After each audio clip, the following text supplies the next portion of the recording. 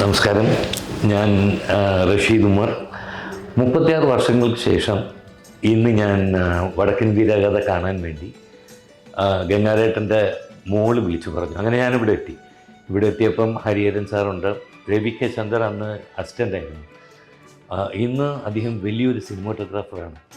പുള്ളി എന്തായിരുന്നു ഇവരുടെ കൂടെ ഇരുന്നിട്ട് ഈ പടം കാണാൻ കഴിഞ്ഞത് വളരെ സന്തോഷം. എനിക്ക് ഇൻ്റർവെല്ലൊക്കെ വന്നതൊന്നും അറിഞ്ഞില്ല. അത് ഇത്രയും പഴയൊരു പടമാണ് ഞാൻ കാണുന്നതെന്നുള്ള ഒരു ഫീൽ പോലും എനിക്കുണ്ടായിരുന്നില്ല. അങ്ങനെ വന്നു. ആദ്യം ഞാനും സഞ്ജയ് മിത്രയും കൂടെയാണ് ആദ്യം വരുന്നത്. അപ്പോൾ ആ ഫസ്റ്റ് ഷോട്ട്, ആ റൂമിലുള്ള ഷോട്ട്സൊക്കെ കഴിഞ്ഞപ്പോൾ ഞാൻ രാമേന്ദ്ര ബാവട്ടനോട് ചോദിച്ചു, ബാവട്ടെ എത്ര ഷോട്ട്സായി? 90 ഷോട്ട്സ് അത്രയും എടുത്തിട്ടുണ്ടായിരുന്നു.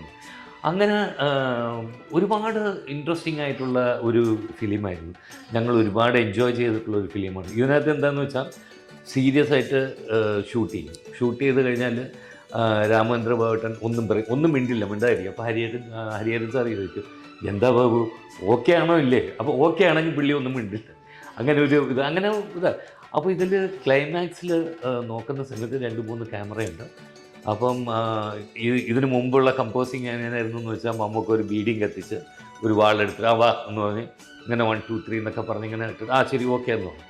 അങ്ങനെ ടേക്ക് പോകുന്ന സമയത്ത് നോക്കുമ്പം എല്ലാം ഒന്ന് റിഹേഴ്സലെടുത്തു.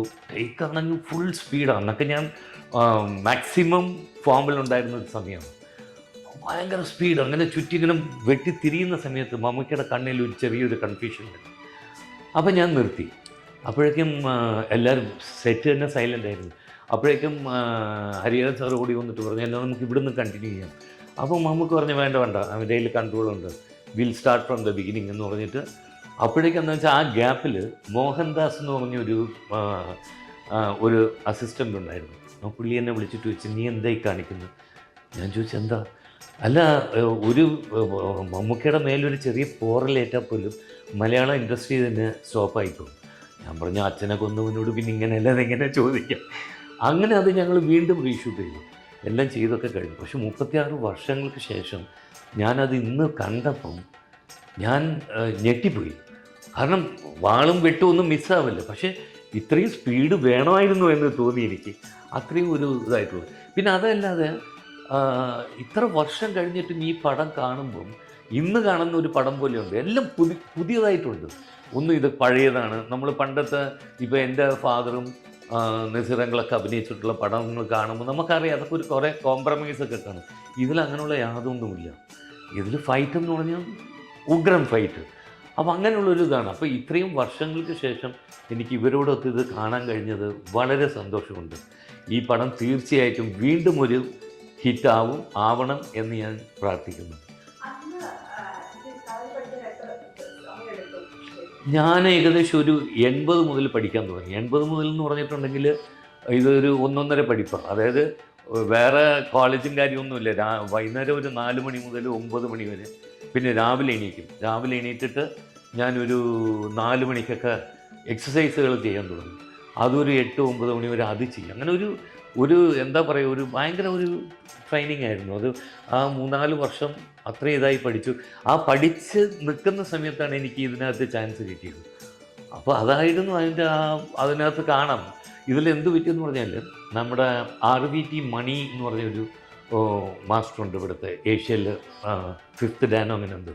അപ്പം ഞാൻ മഹാലിംഗപുരത്തുള്ള സമയത്ത് മിസ്സസ് മാനോ എന്ന് പറഞ്ഞിട്ട് ഞങ്ങളുടെ ഒരു നൈബർ ഉണ്ടായിരുന്നു. അപ്പം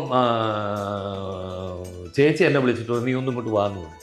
ഞാൻ അവിടെ ചെന്ന് നോക്കിയപ്പോൾ RVT മണി സാർ ഇരിക്കുന്നു. പുള്ളി എനിക്ക് എന്നെ ചെയ്യുന്നു. ഞാൻ പറഞ്ഞു എന്താ സാർ ഇത്? അപ്പോൾ പറഞ്ഞല്ല, ഞാനത് 90 ടൈംസ് എന്തോ പറഞ്ഞു പുള്ളി. ഞാൻ ആ പടം കണ്ടു.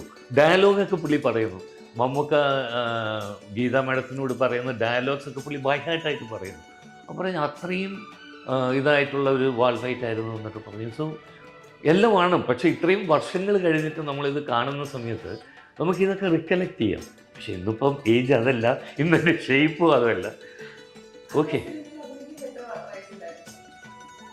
മേ ബി 26 അത്രേ ഉണ്ടായിരുന്നുള്ളൂ.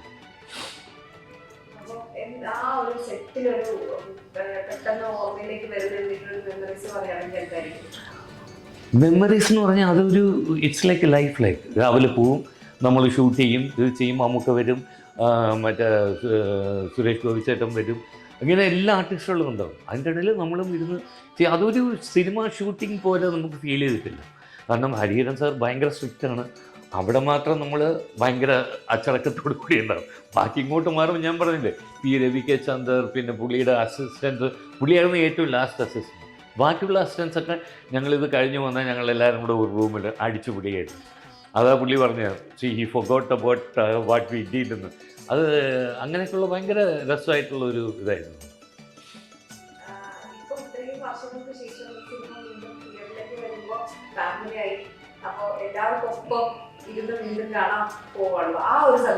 അല്ല, ഇത് എന്താണെന്ന് വെച്ചാൽ ഞാനിത് എൻ്റെ ബെയർ ബോഡിയൊക്കെ കാണുമ്പം എൻ്റെ മോനിപ്പോൾ ജിമ്മിൽ പോകുന്നുണ്ട്. He's around 18-19 years.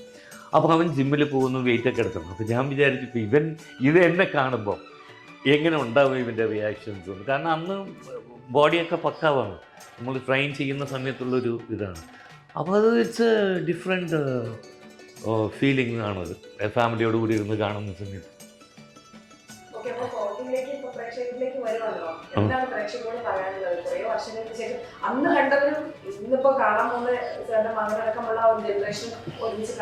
അല്ല, ഇത് എന്താന്ന് വെച്ചാൽ നമ്മുടെ കേരളത്തിൻ്റെ ഒരു തനതായ ഒരു കലയാണ് കളരിപ്പയറ്റ്.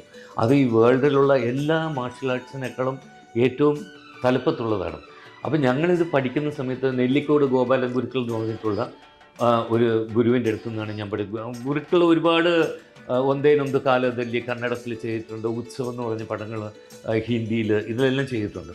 അങ്ങനെ പക്ഷേ ഇപ്പോൾ എന്താണെന്ന് വെച്ചാൽ ഇപ്പോഴുള്ള യങ്സ്റ്റേഴ്സിൻ്റെ ഒരു ഫീൽ എന്താണെന്ന് വെച്ചാൽ പാർട്ടിക്ക് പോകുന്നതിന് മുമ്പ് ജിമ്മിൽ പോയി വെയിറ്റൊക്കെ അടിച്ച് ആംസൊക്കെ കയറ്റി.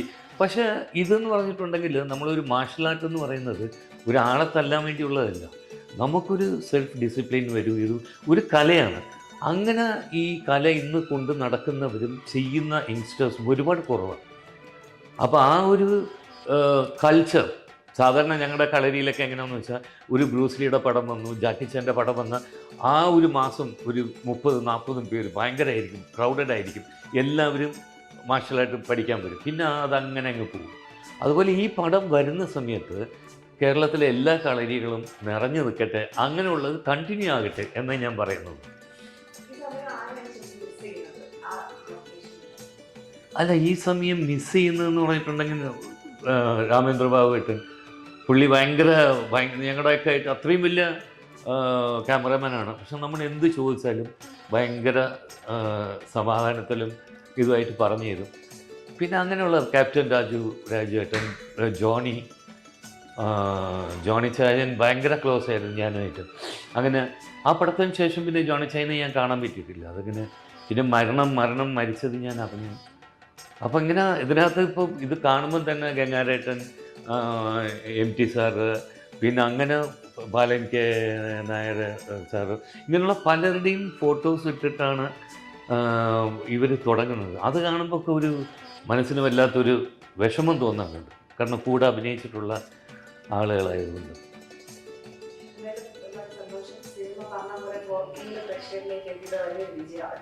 തീർച്ചയായിട്ടും ഇത് വിജയമാകട്ടെ.